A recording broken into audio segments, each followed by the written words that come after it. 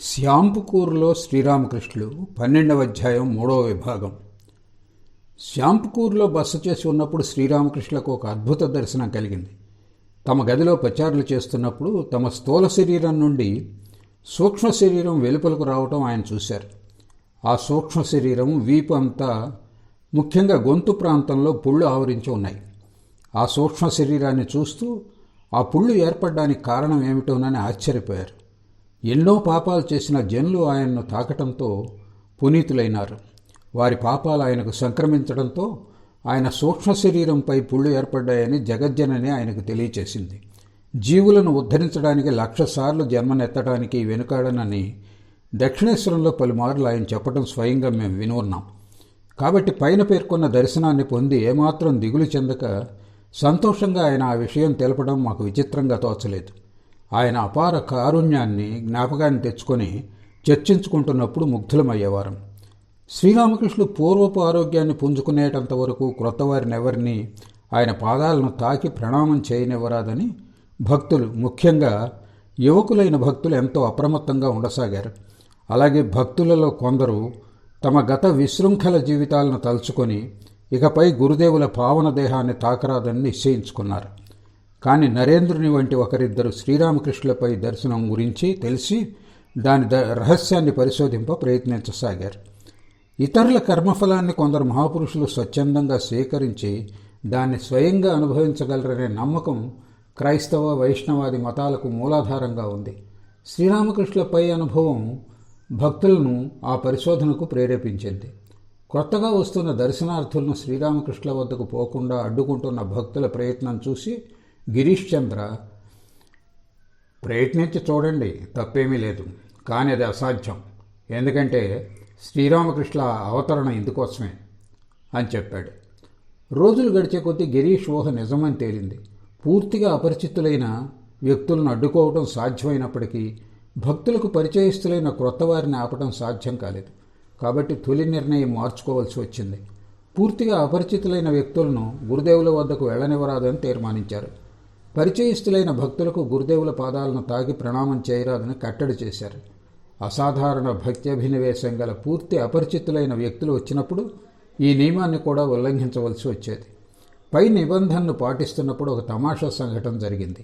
శ్రీరామకృష్ణ దక్షిణేశ్వరంలో వసిస్తున్నప్పుడు ఒక సందర్భంలో గిరీష్ చంద్ర ప్రదర్శించిన ఒక పౌరాణిక నాటకాన్ని తిలకించడానికి థియేటర్కు వెళ్లారు.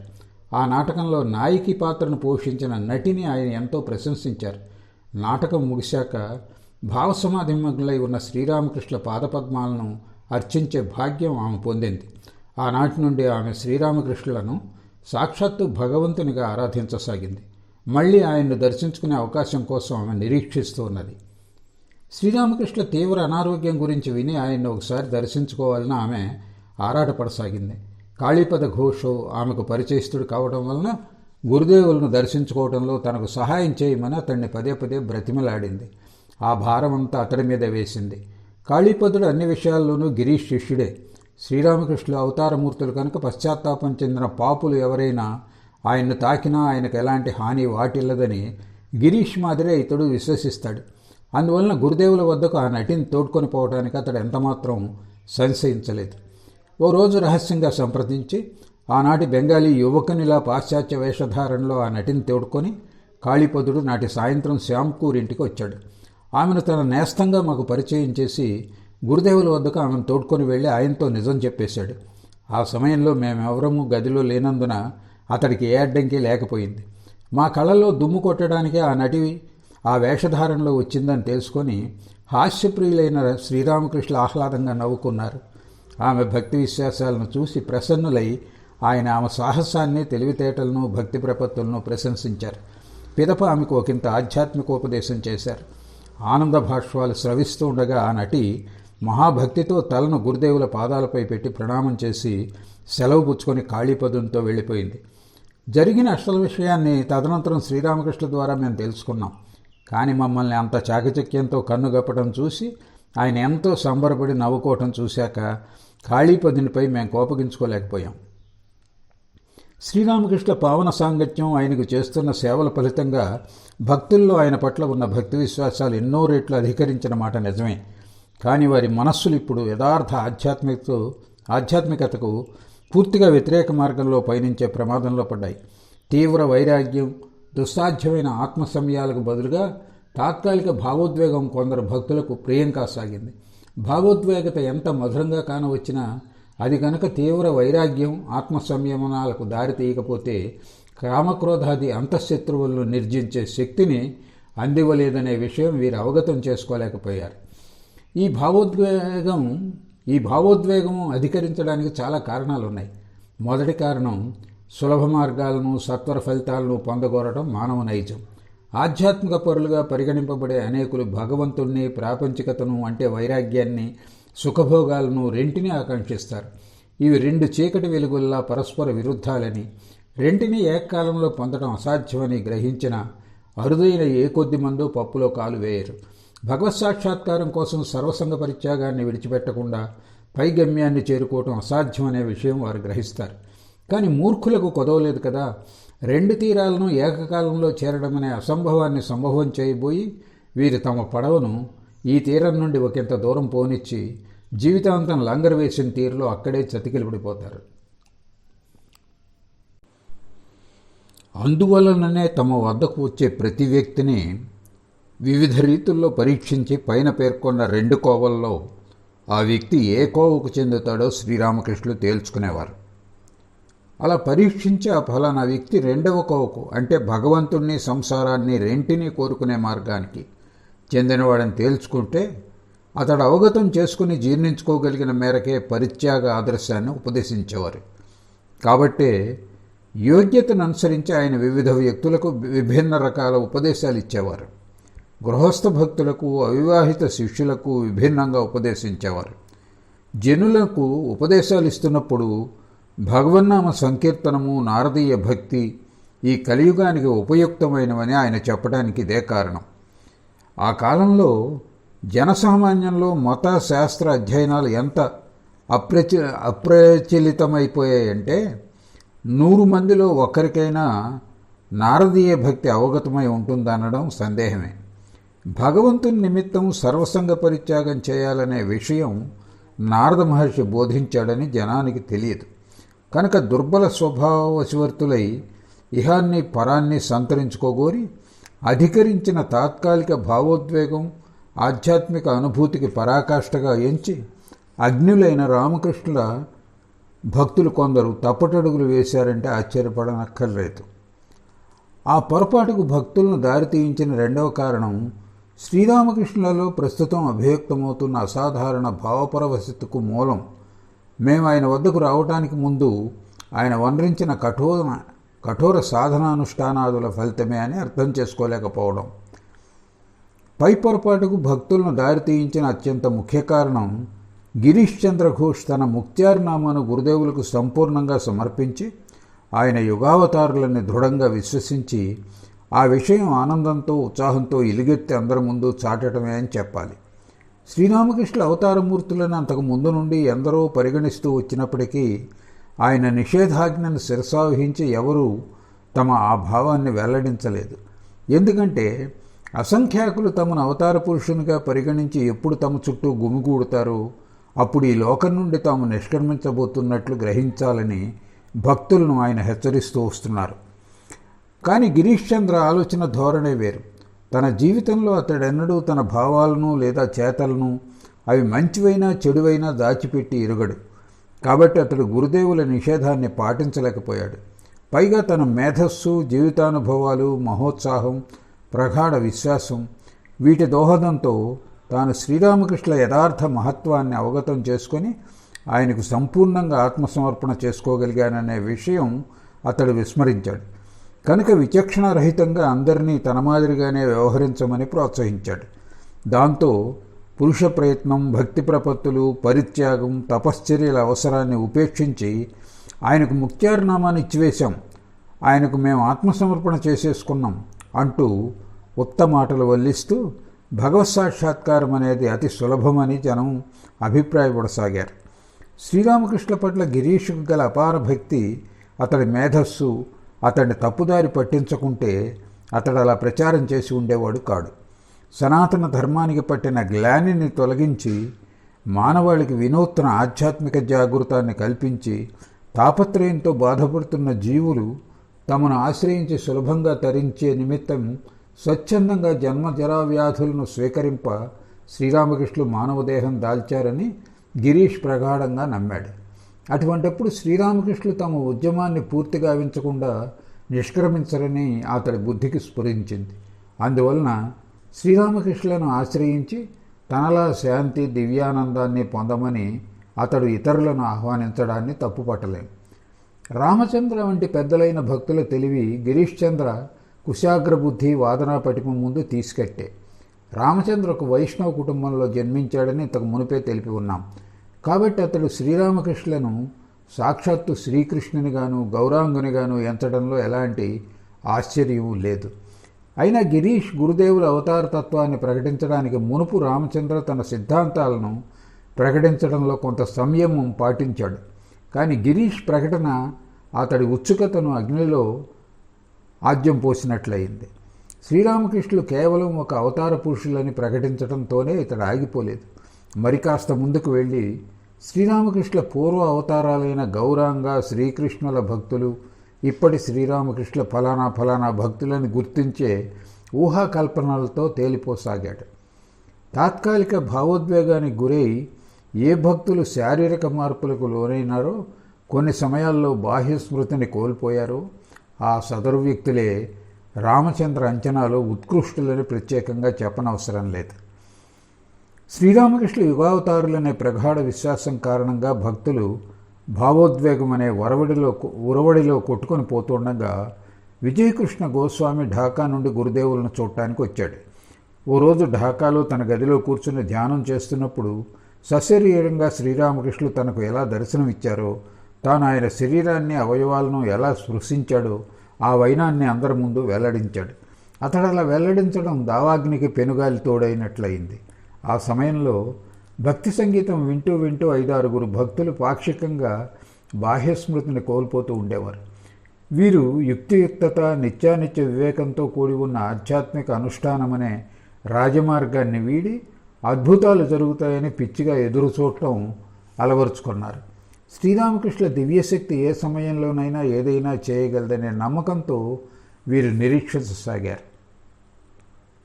అనారోగ్యకరమైన ఈ తాత్కాలిక భావోద్వేగాన్నే కొందరు భక్తులు ఆధ్యాత్మిక జీవితానికి పరాకాష్ఠగా ఎంచుతున్నారని నరేంద్రుని నిశ్చిత దృష్టి తక్షణం పసిగట్టింది. శ్రీరామకృష్ణులు తమ భక్తులలో నరేంద్రునికి అత్యున్నత స్థానం ఇచ్చేవారు. వైరాగ్యం, ఆత్మసంయమం, ఏకాగ్రభక్తి మొదలైన ఆధ్యాత్మిక ఉన్నత లక్షణాలతో పోల్చి చూస్తే ఈ తాత్కాలిక భావోద్వేగం నిరర్ధకమైందని, దాని పగ్గాలు వదిలివేస్తే మున్ముందు హాని వాటిల్లే ప్రమాదం కూడా ఉందని నరేంద్రుడు గ్రహించాడు. కాబట్టి నరేంద్రుడు దీన్ని భక్తులకు విశదీకరించి పరిస్థితిని చక్కబెట్టాలని ప్రయత్నించాడు. భక్తులు భ్రష్టు పెట్టే అవకాశం ఉందని చూసి కూడా శ్రీరామకృష్ణులు నిర్లిప్తంగా ఎందుకు ఉండిపోయారనే ప్రశ్న తలెత్తవచ్చు. అందుకు సమాధానం ఆయన ఉదాసీన వైఖరిని పాటించలేదు. అసలు శిస్తులైన భావోద్వేగం భగవత్ సాక్షాత్కారానికి దారితీసే మార్గమని ఆయనకు తెలియకపోలేదు. భక్తులలో నిజానికి ఎవరు ఇందుకో అర్హులో అని గమనిస్తూ అటువంటి వారిని ఆ మార్గంలో నడిపించడానికి ఒక అనుకూల సందర్భం కోసం ఆయన ఎదురు చూడసాగారు. ఎందుకంటే ఎంతగా కోరుకున్నప్పటికీ సముచిత సమయం ఆసన్నమయ్యే వరకు ఏదీ రాదు. సాఫల్యం సమయాపేక్షం, ప్రతిదీ సరైన సమయం కోసం నిరీక్షిస్తుంది అని ఆయన అప్పుడప్పుడు అనడం మేము విని ఉన్నాం. మళ్ళీ తప్పులు చేస్తున్న భక్తులను సరిదిద్దటానికి నరేంద్రుడు చేస్తున్న ప్రయత్నాన్ని గమనిస్తూ తత్ఫలితానికి ఆయన ఎదురు చూస్తున్నారేమో ఎవరికెరుక. లేదా ఈ విషయంలో నరేంద్రుడిని పరికరంగా ఉపయోగించి భక్తులను సరిగా తీర్చిదిద్దటమే ఆయన ఉద్దేశమేమో ఎవరు చెప్పగలరు?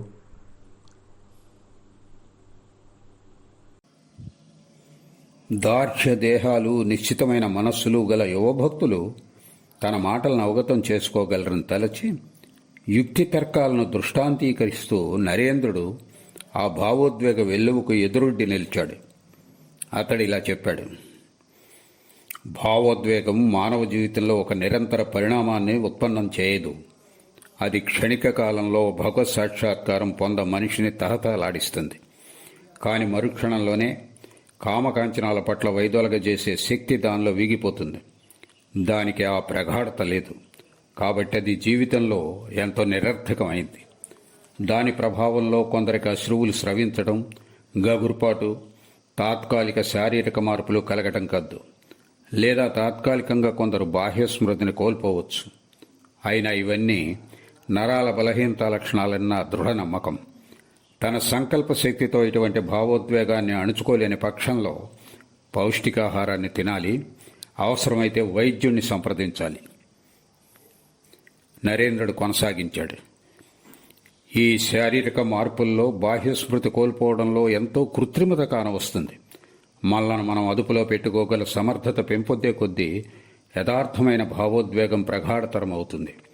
అరుదైన కొద్ది మందిలో మాత్రమే మహాశక్తివంతమైన ఈ ఆధ్యాత్మిక భావోద్వేగ వేలా తరంగాలు సంయమం అనే ఆనకట్టను ఛేదించి శారీరక మార్పులుగా బాహ్య స్మృతి కోల్పోవడాలుగా అభివ్యక్తీకృతమవుతాయి. మూర్ఖులు ఈ విషయం అర్థం చేసుకోలేక ఈ ప్రక్రియను తల్లకిందులుగా చేస్తారు. ఈ శారీరక వికారాల ద్వారా బాహ్య స్మృతిని కోల్పోవడం ద్వారా ఆధ్యాత్మిక భావోద్వేగ ప్రగాఢతను సంతరించుకున్నట్లు వారు భావిస్తారు. కాబట్టి ఆ మార్పులు తమలో ఏర్పడడానికి వీరు ఎరుకతోనే తీవ్రంగా ప్రయత్నిస్తుంటారు. ఆ అభిలాష, ప్రయత్నం క్రమంగా వారిలో అలవాటుగా మారి రోజులు గడిచే కొద్దీ నరాల దుర్బలతగా పరిణమిస్తుంది. కాలక్రమంలో ఈ తాత్కాలిక భావోద్వేగం కించెత్తు పొడసూపినా ఆ మార్పులు యాంత్రికంగా ఏర్పడడం కద్దు. పర్యవసానంగా వెర్రివారు కావడమో లేదా స్వేచ్ఛగా వాటిలో మునిగిపోయి ఎడతెగని రుగ్మతకు గురి కావడమో జరుగుతుంది. ధార్మికతను అనుష్ఠించే ప్రయత్నంలో 180% మంది దగాకోరులుగాను 15% మంది పిచ్చివాళ్లుగాను మారతారు. తక్కిన 5% మంది సత్య సాక్షాత్కారం సంతరించుకొని తరిస్తారు. కాబట్టి అప్రమత్తంగా ఉండండి. నరేంద్రుని పై మాటలు నిజమేనని మేము మొదట్లో నమ్మలేదు. కానీ ఒకంత కాలంలోనే అతడి మాటల్లో నిజం రూఢి అయింది. ఒక భక్తుడు ఏకాంతంలో కూర్చుని భావోద్వేగాన్ని పురిగొల్పే పాటలు పాడుతూ దానికి తగిన శారీరక మార్పులను కల్పించుకోవడానికి ప్రయత్నించడం తలవని తలంపుగా కంటపడింది. భావవేశంలో ఒకంత బాహ్య స్మృతిని కోల్పోయి మనోహరంగా నృత్యం చేసే ఒక భక్తుడిని చూసి మరో భక్తుడు అదే రీతిలో నృత్యం అభ్యసించసాగాడు. ఈ రెండవ భక్తుడిని చూసి మూడవ భక్తుడు దాన్ని అనుకరించసాగాడు.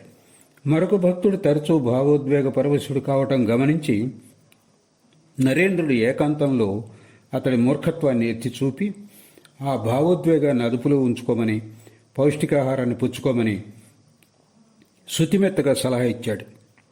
నరేంద్రుని సలహాను తూచా తప్పకుండా పాటించిన ఫలితంగా ఆ భక్తుడు 15 రోజుల్లోనే ఆరోగ్యం పుంజుకోవటమే కాక ఆత్మ సంయమనాన్ని కూడా ఎంతో మేరకు సంతరించుకోగలిగాడు.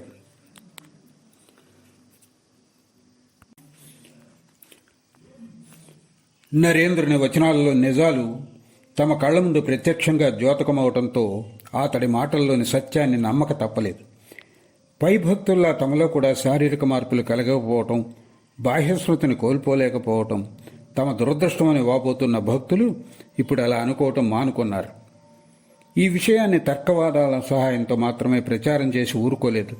ఎవరిలోనైనా కించిత్ కృత్రిమ భావోద్వేగాన్ని పసిగడితే అందరి ముందు దాన్ని పరిహసిస్తూ వినోదించేవాడు. దాంతో ఆ భక్తుడు సిగ్గుపడి చిన్నబుచ్చుకునేవాడు. ఒక కోవకు చెందిన వైష్ణవుల్లో బాగా ప్రాబల్యంలో ఉన్న ఒక సాధనానుష్ఠానంలో పురుషుడు స్త్రీల హావభావాలను అనుకరించడం కద్దు. ఆ అనుకరణ ఒక్కొక్కప్పుడు ఎంతో పరిహాసాస్పదంగా పరిణమిస్తుంది. నరేంద్రుడి పై అంశాన్ని ప్రస్తావించి మాకు కడుపుబ్బ నవ్వు పుట్టించేవాడు. మాలో అటువంటి భావోద్వేగం పట్ల మక్కువ కలవారిని ఎగతాళి చేస్తూ వారి భగవంతుని స్నేహితురాళ్ల కోవకు చెందుతారని చెప్పేవాడు. పురుషసింహుడైన నరేంద్రుడికి సాధన పేరిట పురుషుడు తన పురుషత్వాన్ని అంటే పౌరుషాన్ని, పరిశ్రమను, అసదృశ్యమైన సత్యాన్వేషణను విడిచిపెట్టి స్త్రీల హావభావాలను అనుకరిస్తూ వైష్ణవ గీతాలు ఆలపిస్తూ విలపిస్తూ ఉండటం జుగుప్సాకరంగా తోచేది. అందుకే వీరభావంతో సాధనలు అనుష్ఠిస్తూ నిత్యానిత్య వివేచంతో కూడిన భక్తిభావాన్ని పొందగోరేవారిని శివుని భూతగణంగాను, తద్విరుద్ధమైన సాధన చేసేవారిని స్నేహితురాళ్లుగాను హాస్య గంభీరంగా మారుపేరుతో పిలిచేవాడు. తన తర్కం, ఎత్తిపొడుపులతో తాత్కాలిక భావోద్వేగ పరుల బృందంలో గండు పెట్టడంలో నరేంద్రుడు సంతృప్తి చెందలేదు. కేవల ప్రచారం వాంఛిత ఫలాన్ని అందివ్వలేదని, దాని స్థానే ఒక కొత్త మానసిక వైఖరి పాదుగొల్పనంత వరకు అది సాధ్యం కాదని గట్టిగా నమ్మిన నరేంద్రుడు దానికోసం ఎంతో ప్రయత్నించసాగాడు. తీరిక దొరికినప్పుడల్లా యువభక్తులను చేరదీసి వైరాగ్యం, దైవభక్తి, సంసారంలోని అనిత్యాల గురించి వారి హృదయాల్లో జాగృతం కలిగించే పాటలు వారితో కలిసి పాడసాగాడు. వారి హృదయాల్లో ఆ ఉత్కృష్ట ఆధ్యాత్మిక భావజ్వాల ప్రజ్వలింప ప్రయత్నించసాగాడు. శ్రీరామకృష్ణులను దర్శించడానికి వచ్చి సుమధుర కంఠంతో నరేంద్రుడు పాడిన గీతాలు, స్తోత్రాలు విన్న ఫలితంగా తమ హృదయాల్లో జనించిన వైరాగ్య ప్రేరణతో కన్నీరు స్రవిస్తుండగా తిరిగి వెళ్లిన వారు ఎందరో. నరేంద్రుడు పాడిన కొన్ని పాటలు. ఓ చిద్గనుడా, ఓ అమృత సాగర, నీ నామ సంకీర్తనంతో జీవితం మధురమయమవుతున్నది. మనోబుజ్జహంకార చిత్తాని నాహం న శ్రోత్రజిహ్వే న చ ఘ్రాణనేత్రే న చ వ్యోమ భూమిర్న తేజో న వాయు చిదానందరూప శివోహం శివోహం. నేను మనస్సు, బుద్ధి, అహంకార చిత్తాలను కాను. నేను చెవి, నాలుక, ముక్కు, కళ్ళను కాను. నేను ఆకాశాన్ని, భూమిని కాను. తేజస్సు, వాయువును కాను. నేను చిదానంద రూపుడనైన శివుణ్ణి. మళ్లీ నరేంద్రుడు ప్రగాఢ దైవభక్తి ఫలితంగా గురుదేవులు స్వాభావికంగా సాధనలు అనుష్ఠించిన వైనాలను వివరించేవాడు, లేదా ఆయన మహత్వాన్ని శిష్యులు విస్మయం చెందే రీతిలో అభివర్ణించేవాడు. లేదా మరొకప్పుడు క్రీస్తు అనుకరణ అనే పుస్తకం నుండి ఉపదేశాలను ఉదహరించి భగవంతుణ్ణి నిజంగా ప్రేమించే వ్యక్తి జీవితం కూడా అదే తీరులో మలచబడుతుంది. కాబట్టి మనం గురుదేవులను నిజంగా ప్రేమించామో లేదో ఈ పరీక్ష తేల్చివేస్తుంది అని చెప్పేవాడు. పైగా అతడు అద్వైత జ్ఞానాన్ని కొంగున ముడివేసుకుని తదనంతరం నీ ఇచ్చ మేరకు వ్యవహరించు అనే గురుదేవుల ఉపదేశాన్ని పదే పదే మాకు గుర్తు తెచ్చేవాడు. పిదప శ్రీరామకృష్ణులలో అభివ్యక్తమయ్యే భావోద్వేగం యావత్తుకు మూలాధారం ఆ అద్వైత జ్ఞానమే అని నరేంద్రుడు మాకు విశదీకరించేవాడు. కాబట్టి భక్తులు మొట్టమొదట ఆ అద్వైత జ్ఞానాన్ని సంతరించుకోవటానికి పాటుపడాలని చెప్పేవాడు. నూతన భావాలను ముందుగా పరీక్షించి వాటి యుక్తాయుక్తతను తెలుసుకున్న తదుపరే వాటిని స్వీకరించాలని నరేంద్రుడు మమ్మల్ని ప్రోత్సహించేవాడు. ఏకాగ్రత ద్వారా శారీరక రుగ్మతలను నయం చేయవచ్చునని విని శ్రీరామకృష్ణ వ్యాధిని నయం చేసే ఉద్దేశంతో ఒకరోజు మా అందరినీ ఒక గదిలోకి పిలిచి తలుపులు మూసి అందరినీ ధ్యానం చేయమన్నాడు. అట్లే భక్తులను యుక్తియుక్తంగా కానీ అభ్యాసాల నుండి వైదొలిగేటట్లు సదా ప్రయత్నిస్తుండేవాడు. క్రింద పేర్కొనే సంఘటన అందుకు ఒక చక్కని ఉదాహరణ.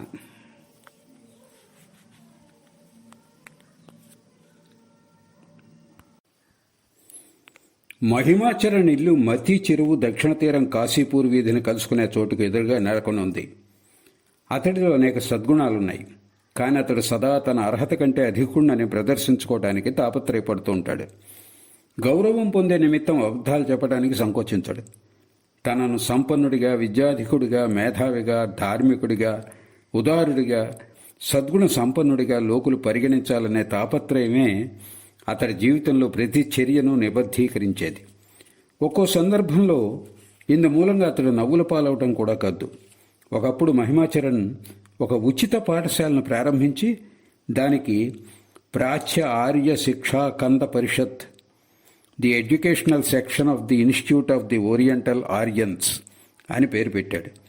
తన ఏకైక కుమారుడికి మృగాంక, మౌళి, పుత్ర, తుండి అని నామకరణం చేశాడు. అలాగే తను పెంచుకుంటున్న జింకకు ప్రాచీన ఋషికి చెందిన కంపింజల అనే పేరు పెట్టాడు. తనబోటి మహాపండితులకు సామాన్యుల మాదిరి చిన్న చిన్న పేర్లు పెట్టడం సబబా కాదు.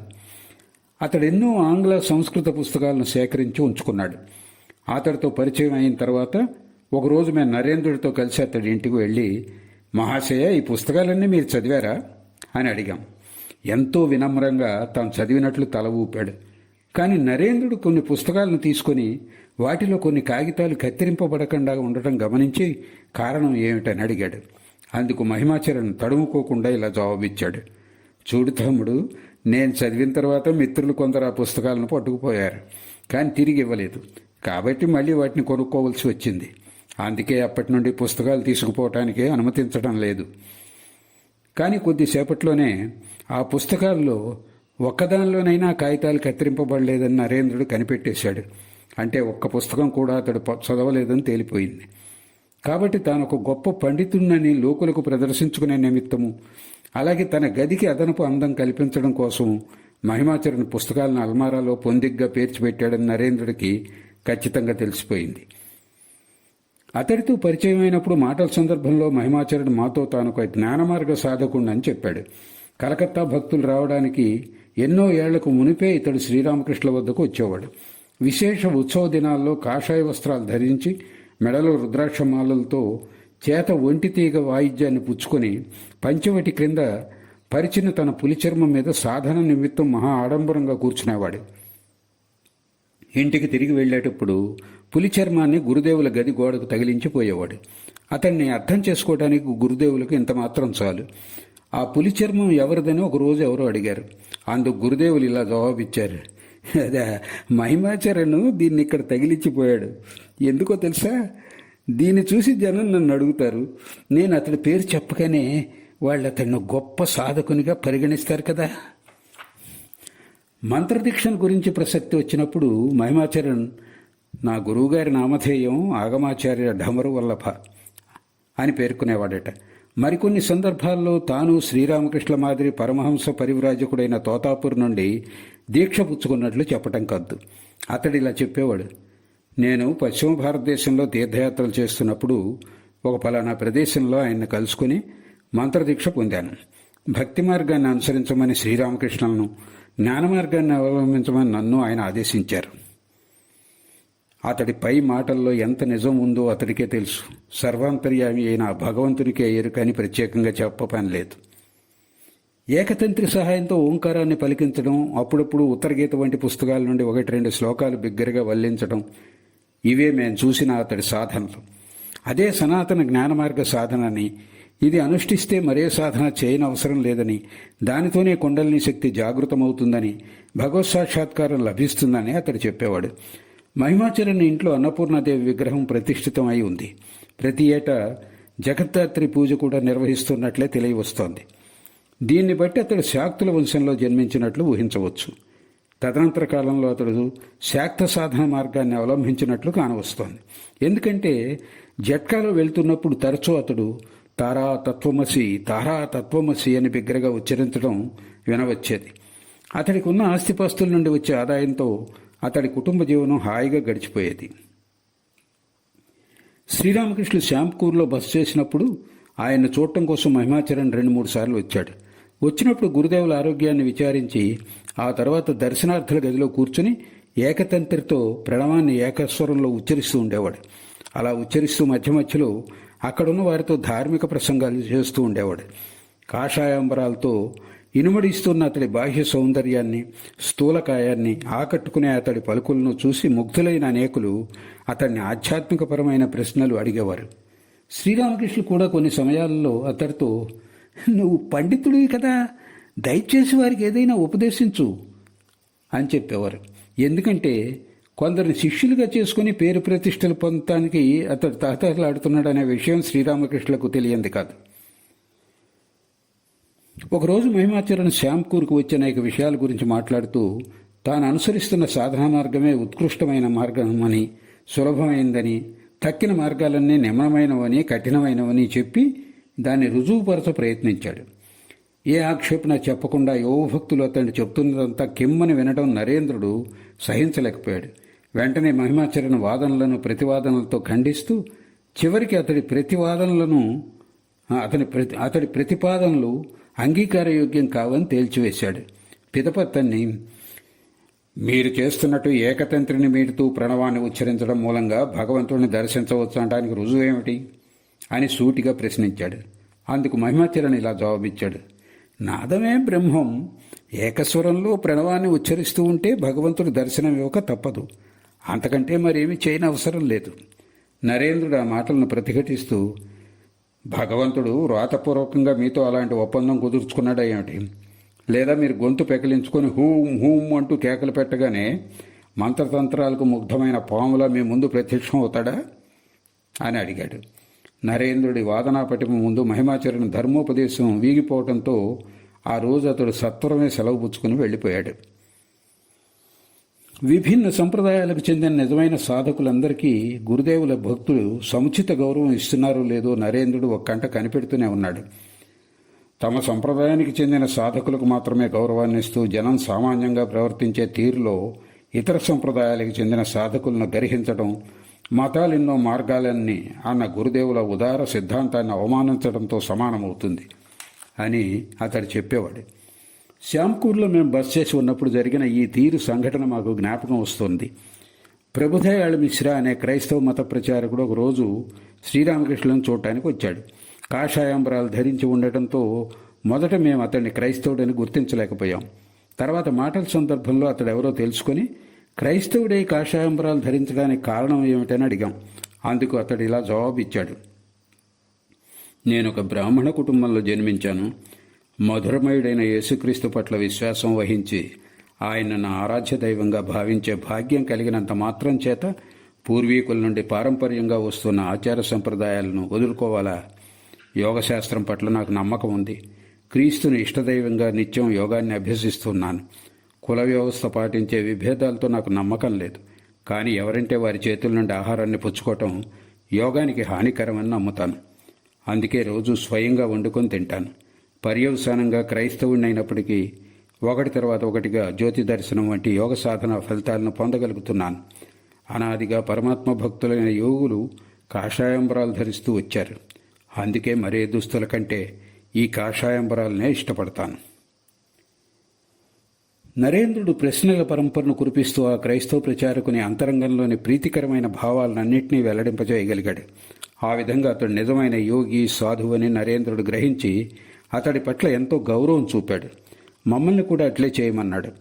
మాలో పలువురం అతడి పాదాలు స్పృశించి ప్రణామాలు చేశాం. మేమంతా ఒకే చోట కూర్చుని గురుదేవులకు నివేదించిన మిఠాయి ప్రసాదాన్ని పుచ్చుకున్నాం. శ్రీరామకృష్ణులను తాను సాక్షాత్తు యేసుక్రీస్తుగా పరిగణిస్తున్నానని అతడు తన అభిప్రాయాన్ని వెలిబుచ్చాడు. శ్రీరామకృష్ణ పరిస్థితి నానాటికి దిగజారుతుండగా నరేంద్రుడు ఆ విధంగా భక్తులకు మార్గదర్శకత్వం వహించసాగాడు. మొదట్లో దాదాపు మంచి ఫలితాలనిచ్చిన అవే మందులు ఇప్పుడు పనిచేయకపోవడంతో డాక్టర్ సర్కార్ ఆందోళన చెందసాగాడు. ఇదంతా కలకత్తా నగర కాలుష్య వాతావరణ ఫలితమని నిశ్చయించుకుని నగరానికి వెలుపల ఉన్న ఏదో ఒక ఉద్యాన గృహానికి శ్రీరామకృష్ణులను తరలించడం మంచిదని అతడు భక్తులకు సలహా ఇచ్చాడు. అప్పటికి అగ్రహాయణ మాసం అంటే నవంబర్, డిసెంబర్ సగం గడిచిపోయింది. పుష్యమాసంలో ఇల్లు మారడానికి శ్రీరామకృష్ణులు ఇష్టపడరని గ్రహించి త్వరలోనే మరొక ఇంటి కోసం విశ్వప్రయత్నాలు చేయసాగారు భక్తులు. సత్వరమే వారి ప్రయత్నం ఫలించింది. నెలకు 80 రూపాయలకు ఒక ఉద్యాన గృహాన్ని అద్దెకు పుచ్చుకున్నారు. రాణి కాత్యాయని అల్లుడైన కీర్తిశేషుడు గోపాలచంద్ర ఘోష్ది ఆ ఉద్యాన గృహం. బారానగర్ బజారుకు దారితీసే ప్రధాన మార్గానికి తూర్పుగా కాశీపూర్ మతి కొలనుకు ఉత్తరం వైపు బాట ఆ ప్రధాన మార్గాన్ని కలిసే చోట ఈ గృహం నెలకొని ఉంది. శ్రీరామకృష్ణ అతి సన్నిహిత భక్తుడు, సిమూలియాపేట వాస్తవ్యుడు అయిన సురేంద్రనాథ్ మిత్ర మొత్తం అద్దెను తాను చెల్లిస్తా అన్నాడు. అద్దె ఒప్పందం ఏర్పాట్లు పూర్తి చేసుకున్న తర్వాత శ్యామ్కూర్ నుండి కుర్చీలు, బల్లలు, పాత్రలు మొదలైనవి కొత్త ఇంటికి చేరవేయటానికి ఒక మంచి రోజు నిర్ణయించారు. కొత్త ఇంట్లో ఏర్పాట్లన్నీ పూర్తి చేసుకుని అగ్రహాయణ మాసం గడిచిపోవడానికి ఒక రోజు ముందు భక్తులు శ్రీరామకృష్ణులను శ్యామ్కూర్ నుండి కాశీపూర్ ఉద్యాన గృహానికి తోడ్కొని వెళ్లారు. రమణీయమైన ఆ ప్రదేశం, ఆ ఏకాంతత, ఆరుబయలు, ఫలపుష్పాదులతో అలరారుతున్న చెట్లు చూసి గురుదేవులు ఎంతో ఆనందించారు. ఆయన ఆహ్లాదాన్ని చూసి భక్తుల హృదయాలు సంతోషంతో వెల్లివిరిశాయి.